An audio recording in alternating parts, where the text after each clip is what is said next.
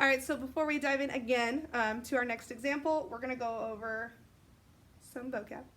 All right, so the next vocab you should see is odds. So probability is, you think of it as part of a whole. So think about part as your numerator, the whole as your denominator, and we've seen that illustrated in earlier notes.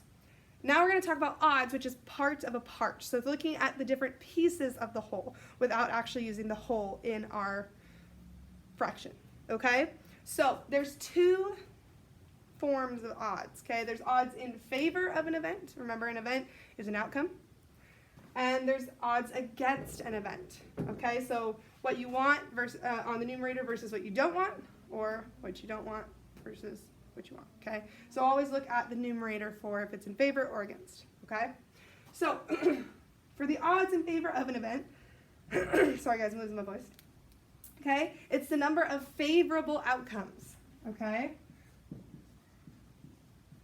So you should be writing favorable outcomes on top, which means the opposite of favorable outcomes. We're going to call them unfavorable outcomes. So it's going to be the number of favorable outcomes over the number of unfavorable outcomes.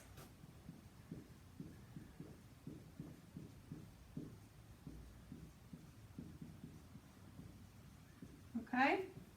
So that's in favor of an event. So basically, in the numerator would be what you want to happen, okay?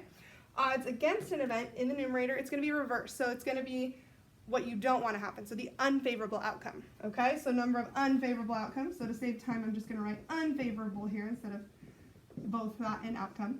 And then number of favorable, okay?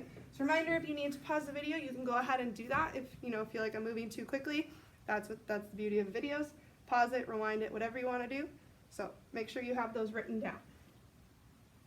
All right.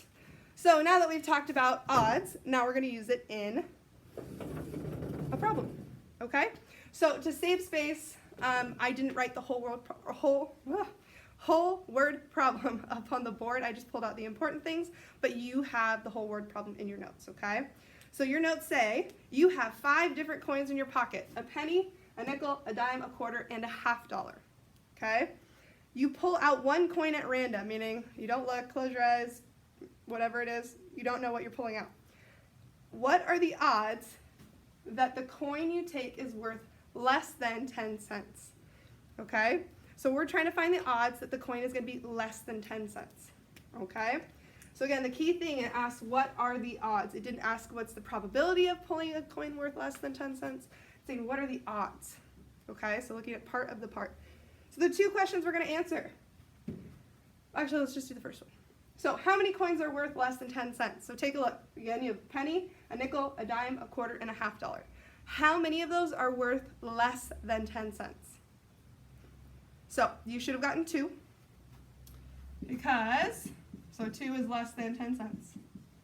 And we're going to write 10 cents in shorthand, so they're little symbols. So the only ones worth less than 10 cents are the penny, which is worth, what is it? You should say 1 cent. And a nickel, which is worth how much? You should say 5 cents, okay? Dime is worth 10 cents, so we're not including that in our less than 10 cents, okay?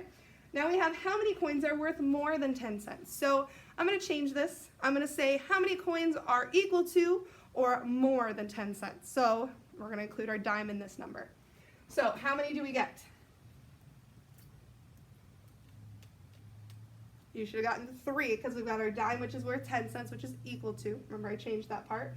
We have a quarter, which is worth how much? You should say 25 cents. And a $50, which you should be saying is 50 cents. Okay? So we have a total of, again, 3. So now we have 3 is more than 10 cents. All right, so we've answered these 2 questions. So now we're going to take these and write a ratio. Now reminder, there's a few ways to write ratios. In this case, what we're going to do right here is we're going to write it as a fraction.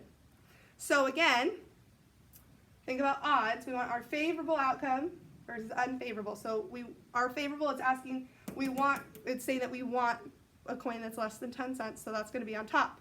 And again, we got 2 for that. And again, with the ratio, we're comparing a part to a part. So we're not looking at the total number of coins. We're looking at this and saying, okay, what's the other part of this? and we answered that question. The other half of this, or the other part of this problem, is that there are 3 coins worth more than 10 cents. So our ratio should be 2/3, okay? So our statement that we're going to fill in, the odds are 2/3, or, remember the other way we can write a ratio is 2 to 3. All right?